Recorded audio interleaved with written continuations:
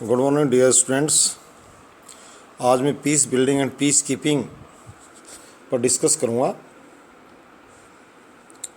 Chapter 7 विश्व में राष्ट्रीय संप्रभुता की अवधारणा से अत्यधिक लगाव एवं वैज्ञानिक व तकनीकी आधारित युग में राष्ट्रों के मध्य निरंतर बढ़ती आर्थिक एवं सशस्त्रीकरण की होड़ यानी आर्म रेस के बीच साम्राज्यवादी तथा युद्धप्रिय देश विश्व शांति के लिए निरंतर खतरा बने हुए हैं। वर्तमान शस्त्रीकरण की होड़ में परमाणु शक्ति संपन्न शक्तियों की विध्वंसकारी क्षमता निश्चित ही मानव अस्तित्व के लिए एक चुनौती है। इसलिए राष्ट्रों की बढ़ती ऐसी प्रलयकारी जो शक्ति को मर्यादित करना सुरक्षित, शांतिपूर्ण, उज्ज्वल भविष्य के लिए बहुत आवश्यक हो जाता है। इस प्रलयकारी शक्ति पर लगाम लगाना जरूरी है।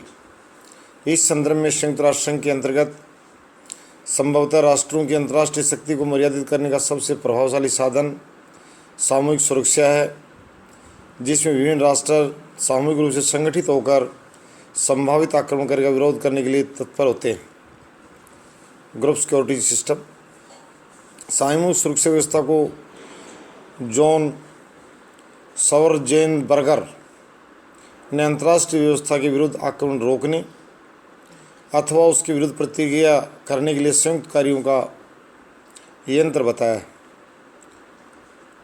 जॉन सॉवरजेनबर्गर ने सामूहिक सुरक्षा को परिभाषित करते हुए कहा है कि आक्रमण रोकने अथवा उसके विरुद्ध प्रतिक्रिया करने के लिए जो संयुक्त कार्यों का यंत्र है वही सामूहिक सुरक्षा है। वास्तव में एक सब के लिए और सब एक के लिए, one for all and all for one सामूहिक सुरक्षा का नारा है। इस व्यवस्था में प्रत्येक देश को अपनी संप्रभुता को कुछ मर्यादित करना पड़ता है। व्यक्तिगत राष्ट्रीय संकल्प का सामूहिक निर्णय करने के लिए समर्पण कर दिया जाता है। सफल सामूहिक सुरक्षा में सैन्य एवं सशस्त्र बल पर अंतर्राष्ट्रीय नियंत्रण रखना आवश्यक होता है। सामूहिक सुरक्षा सिद्धांत की पृष्ठभूमि में ये पूर्व अवधारणा विद्यमान रहती है कि युद्ध की संभावना सदा विद्यमान रहने वाली हैं तथा आक्रामक शक्तियों को युद्ध करने से तभी रोका जा सकता है जब उनके विरुद्ध जबरदस्त शक्ति और विरोध का आतंक पैदा कर दिया जाए। एक शांति निर्माण की ये भी है सामूहिक सुरक्षा कि प्रलयकारी शक्ति को इकट्ठा होकर उसमें भय पैदा कर दिया जाए। मोटी भाषा में यही है। इस प्रकार युद्ध और निवारण के रूप में शक्ति, ये दोनों ही तत्व अंतर्राष्ट्रीय व्यवस्था में शांति निर्माण के सशक्त साधन हो सकते हैं। युद्ध और निवारण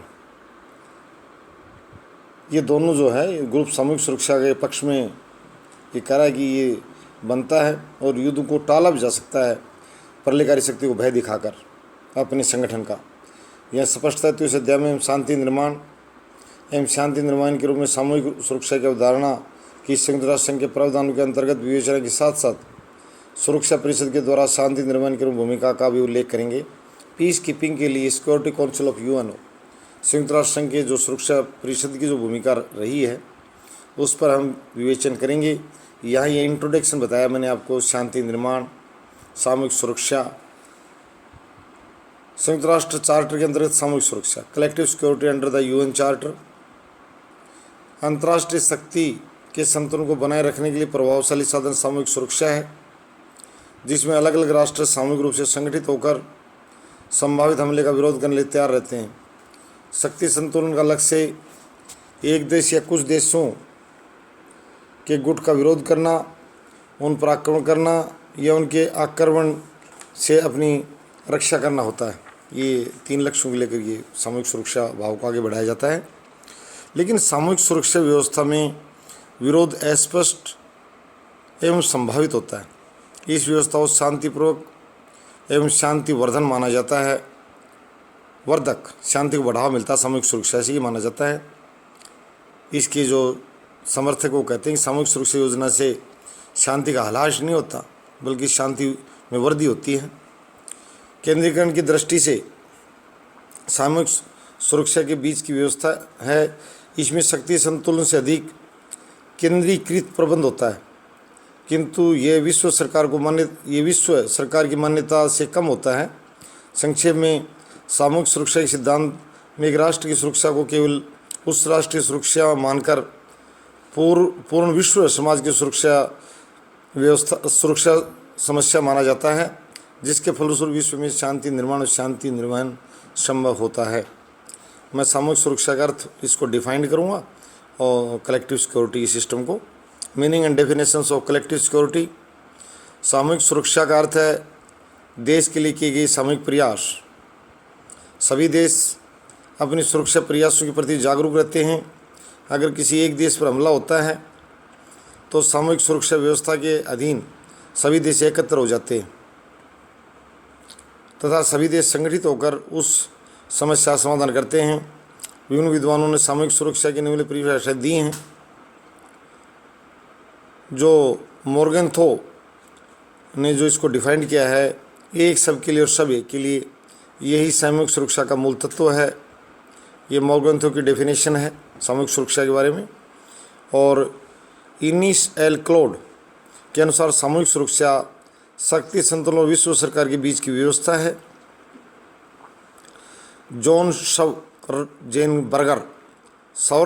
जेन बर्गर जो कह रहे हैं, उनके अनुसार सामूहिक सुरक्षा स्थापित अंतर्राष्ट्रीय व्यवस्था के विरुद्ध किसी आक्रमण को रोकने अथवा प्रतिक्रिया व्यक्त करने के लिए किए गए संयुक्त कार्यों का यंत्र है।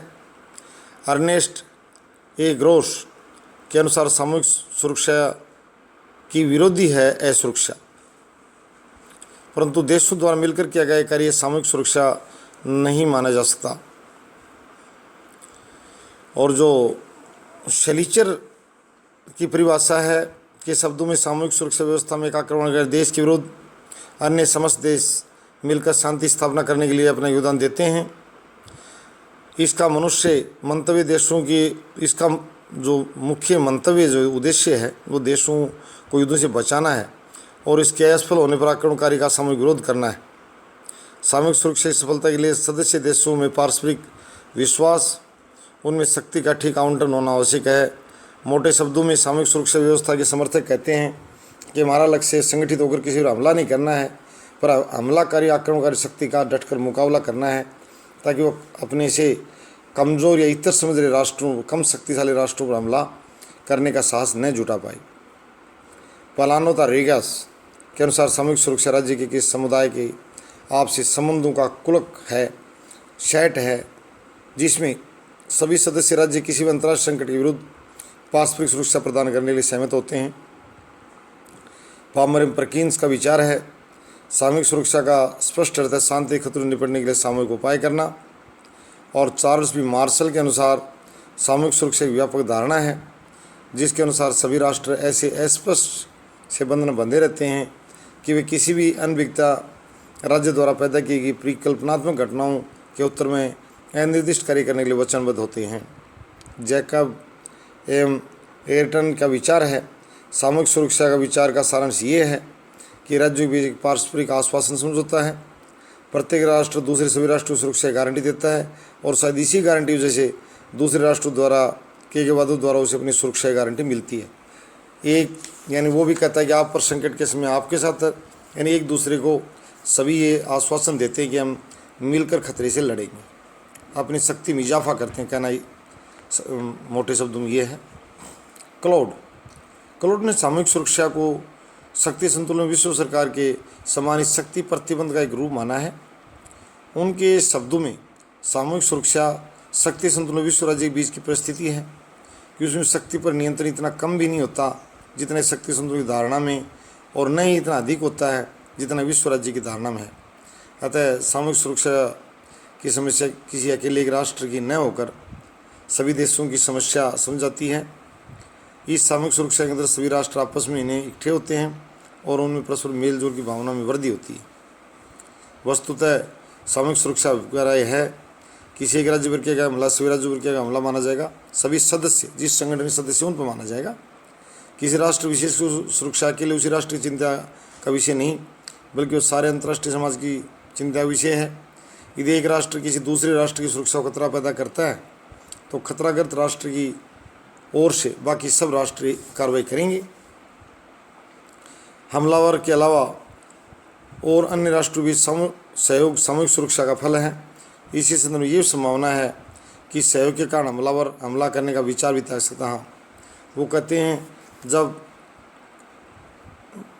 ये लगेगा कि सामने का ग्रुप उससे शक्तिशाली है तो शायद वो हमला करने का साहस ही नहीं जुटा पाए।